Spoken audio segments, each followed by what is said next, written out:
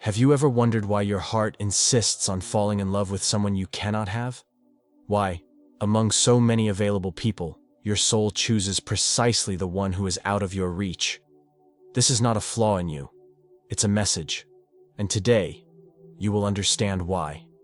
If this video is reaching you today, it's not a coincidence. There's something your soul needs to understand about love that cannot be reached. Subscribe to the channel and turn on notifications, because today we will explore one of the most profound and painful truths of human experience, and discover why Carl Jung believed that our impossible loves are, in fact, our greatest teachers. Impossible love. Have you ever wondered why, among all the available people around you, your heart chooses precisely the one you cannot have?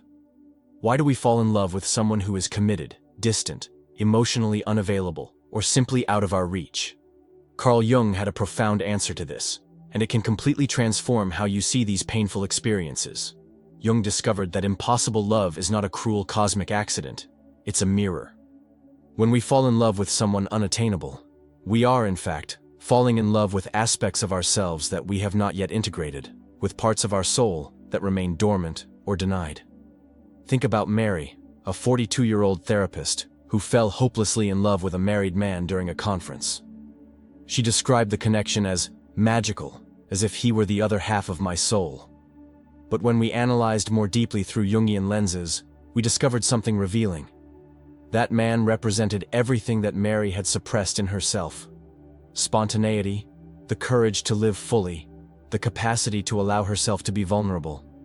For years, Mary had built a safe but emotionally sterile life. Her attraction to this man wasn't just romantic. It was her psyche screaming for integration, asking her to awaken dormant aspects of her personality. The impossible love was a call for her to become more complete, more authentic.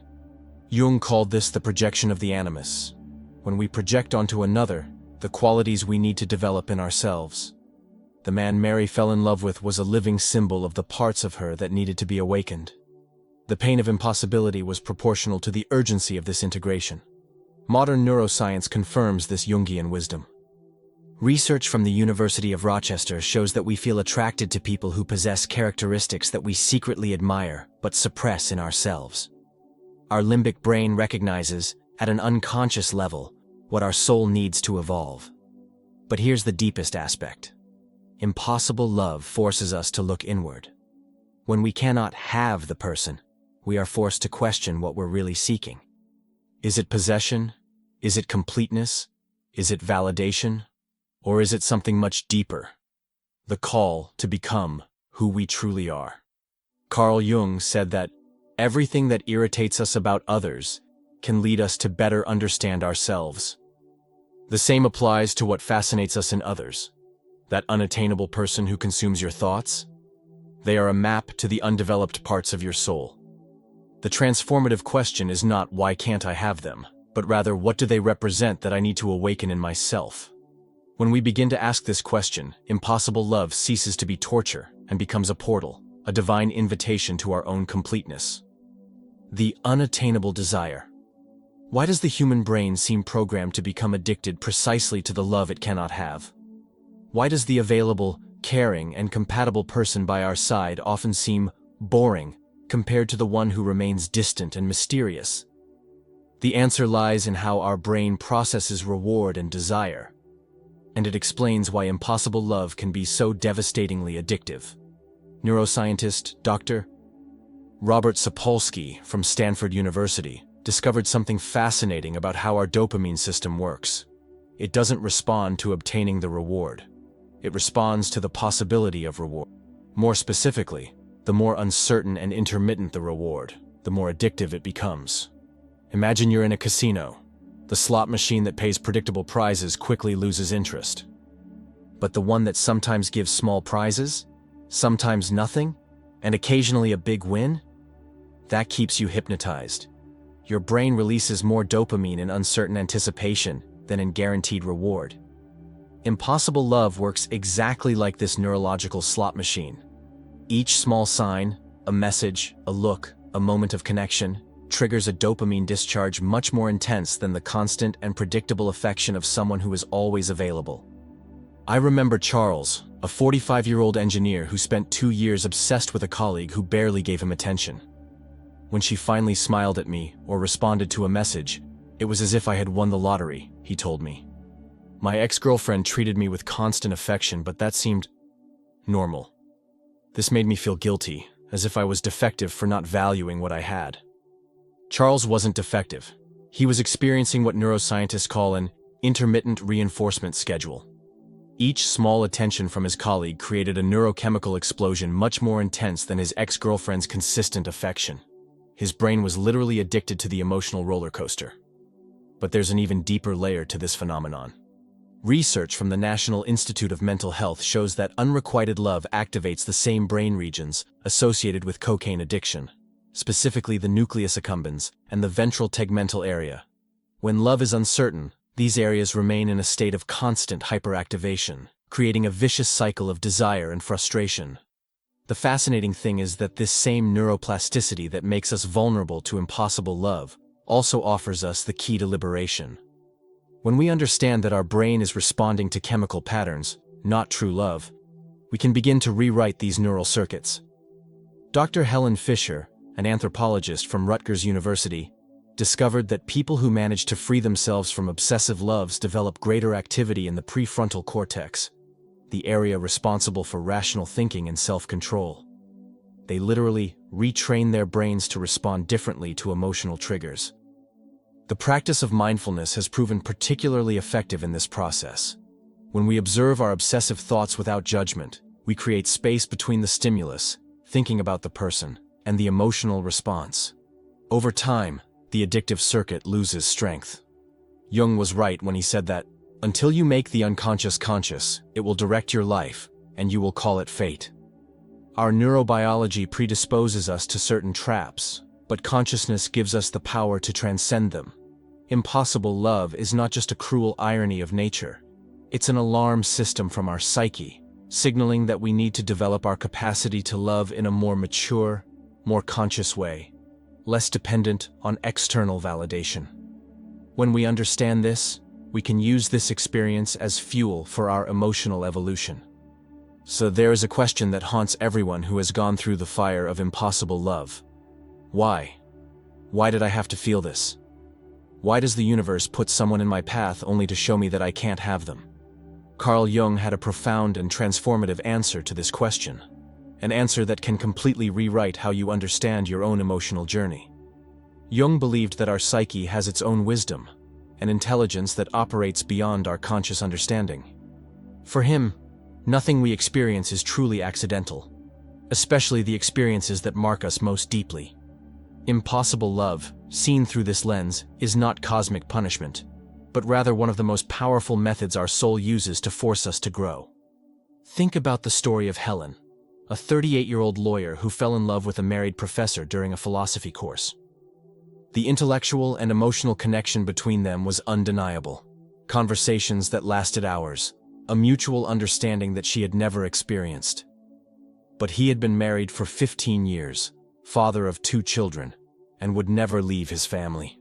For months, Helen suffered. She questioned her values, her ethics, her own sanity. Why couldn't I simply fall in love with someone available? She wondered.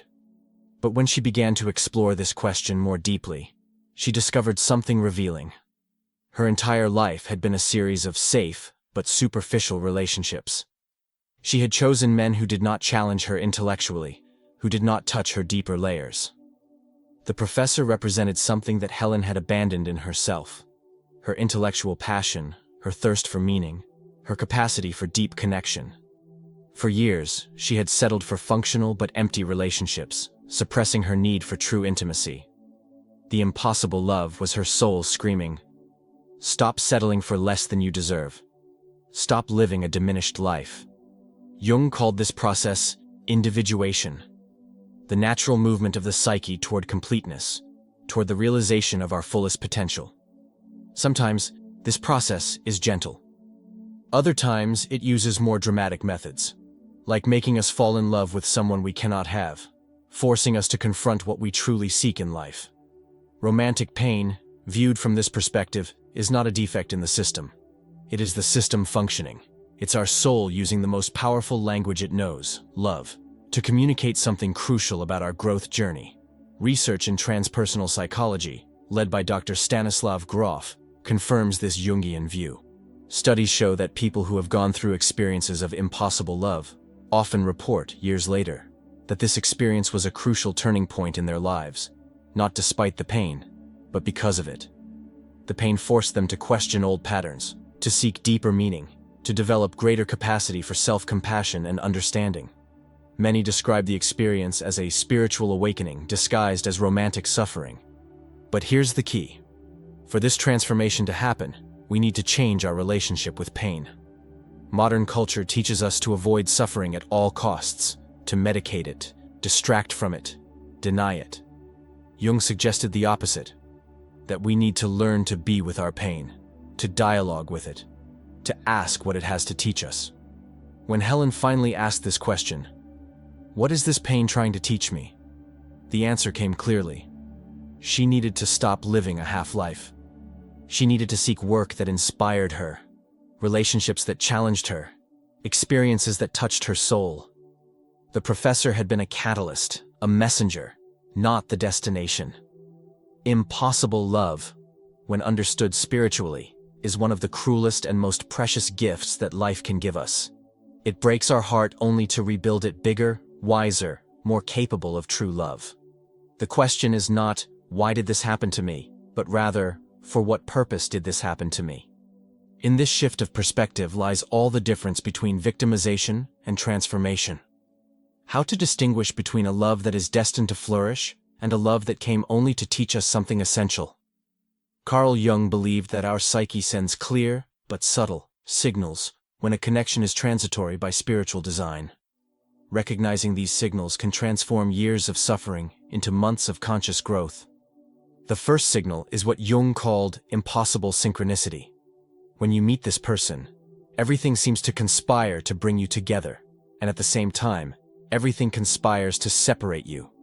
You meet at the most unlikely moment, feel an immediate deep connection, but external circumstances create insurmountable obstacles. Take the case of Raphael, a 41-year-old architect who met Sarah during an international flight. She was moving to another country the next day. They spent 8 hours talking, sharing stories, dreams, deepest fears. "It was as if we had known each other for years," Raphael told me. But it was literally impossible. She was transitioning to a new life. I was committed to projects that would keep me in the country for years. The synchronicity was clear. They needed to meet at that exact moment, not before, not after. Sarah represented for Raphael the courage to start over, to not settle for a life that had become automatic. And Raphael represented for Sarah the importance of creating true emotional roots before running off to new adventures. The second signal is fundamental incompatibility disguised as perfect chemistry. You connect deeply in certain areas, life philosophy, humor, essential values, but are fundamentally incompatible in crucial practical aspects. Not by accident, but by design. Jung observed that these connections force us to separate attraction from compatibility, passion from viability. They teach us the difference between what our ego desires and what our soul really needs to evolve. The third signal is the intensified mirror effect. With this person, you see yourself in ways you had never seen before, both your most luminous aspects and your darkest shadows. The connection works as a psychological amplifier, revealing parts of you that remained hidden. I remember Claudia, a 35-year-old doctor who fell in love with an artist during a meditation retreat. With him, I felt creative, spontaneous, alive in a way I had forgotten, she said. But I also realized how rigid, controlling, disconnected from my own sensitivity I had become. The artist was not emotionally available. He was dealing with his own wounds and couldn't commit. But his function in Claudia's life was clear: to reactivate her dormant creativity and show her that she had built a life too narrow for her expansive soul. The fourth signal is the pattern of mutual teaching. You don't just feel attracted, you teach each other specific and transformative things. There is a feeling that you met because you had important lessons to exchange. Dr. Brian Weiss's research on teacher souls suggests that certain connections transcend traditional romance. They operate at frequencies of mutual growth, where the unconscious goal is not to form a couple, but to catalyze spiritual evolution in both parties. The fifth signal is perhaps the most revealing. Transformation happens regardless of the outcome. Even if you never get together, even if contact is minimal, your life fundamentally changes after meeting this person.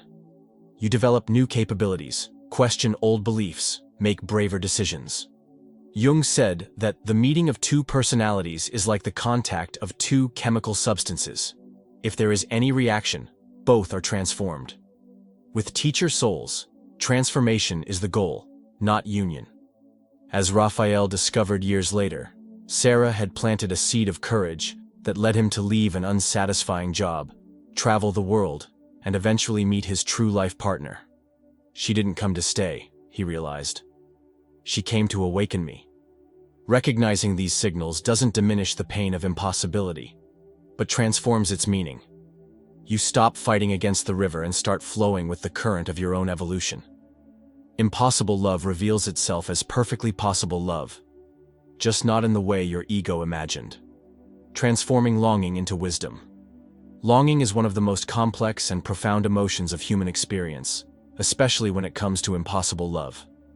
This mixture of love, loss, and nostalgia can consume us or transform us. Carl Jung believed that the difference lies in how we choose to relate to this emotional energy. There is a spiritual alchemy capable of transforming longing into wisdom, pain into purpose, and absence into transformative presence. The first step in this alchemy is understanding that longing, in its essence, is not about the person we lost. It's about aspects of ourselves that person awakened, and that we now need to cultivate independently. Jung called this reintegration of projections. When we stop seeking outside what we can develop within, longing begins its metamorphosis. Imagine Anna, a 44-year-old teacher who spent 3 years in deep longing for a love that lasted only 6 months. I felt alive with him in a way I had never experienced, she told me. After it ended, it was as if a part of me had died with it. Therapeutic work with Anna revealed something fascinating. The life she felt with him didn't come from him, but from aspects of herself that he had helped awaken. Her spontaneity, her capacity for vulnerability, her courage to dream big. The longing she felt was, in fact, longing for herself. The ritual of conscious gratitude is a powerful technique that Jung inspired and that modern neuroscience validates. It works like this. Instead of focusing on what you lost, you consciously thank for everything you gained through that experience. Not a superficial gratitude, but a deep recognition of the capacities that were awakened in you. Anna began a journal where, every night, she wrote one specific thing she had learned about herself through that relationship. I discovered that I can be brave in love. I discovered that I have a sensuality that I had repressed. I discovered that I can trust my intuition about people. Each insight was a piece of herself that she was recovering. Research from the University of California shows that the conscious practice of gratitude for painful experiences literally alters the brain structure. Regions associated with depression and rumination decrease their activity, while areas linked to well-being and resilience strengthen. The second element of transformation is what I call the living legacy technique. Instead of keeping memories as relics of a lost past, you use them as seeds for a fuller future. Each quality that you loved in that person becomes a goal for personal development. If you loved the way she read poetry, start reading poetry. If you admired his courage to travel alone, plan a solo trip. If you were inspired by her passion for social causes, find a cause that touches your heart. You honor the connection not through passive longing, but through transformative action. Mark, a 39-year-old accountant, exemplifies this approach. He had fallen in love with an environmental activist he met during a protest. She was passionate, brave, willing to fight for her convictions. Everything that Mark admired, but felt he had lost in himself. When she moved to another country to work with international NGOs, Mark could have sunk into longing. Instead, he used the pain as fuel. He began volunteering in local environmental projects, shifted to a career more aligned with his values, developed the courage to express his own convictions. She showed me who I could be, Mark realized. The longing I felt was actually a call to become this version of myself. The third element is the practice of energy transmutation. Every time longing arises, and it will arise, instead of resisting or drowning in it, you use it as creative energy. The emotional intensity of longing, when consciously channeled, can fuel artistic projects, spiritual growth, service to others. Jung observed that the most intense emotions carry the greatest transformative energy. Longing contains an emotional voltage that, if consciously directed, can fuel months of personal growth. Finally, there is the deepest understanding. The person you miss never really goes away. The changes they catalyzed in you, the capacities they helped awaken, the expanded version of yourself they helped reveal, this remains forever. In this sense, impossible love becomes possible in an even deeper way. It lives permanently integrated into who you have become. Longing, seen through this Jungian lens, is not the end of the story. It's the middle.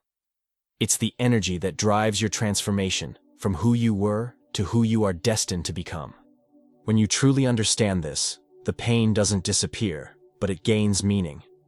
And in meaning, we find not just consolation, but purpose.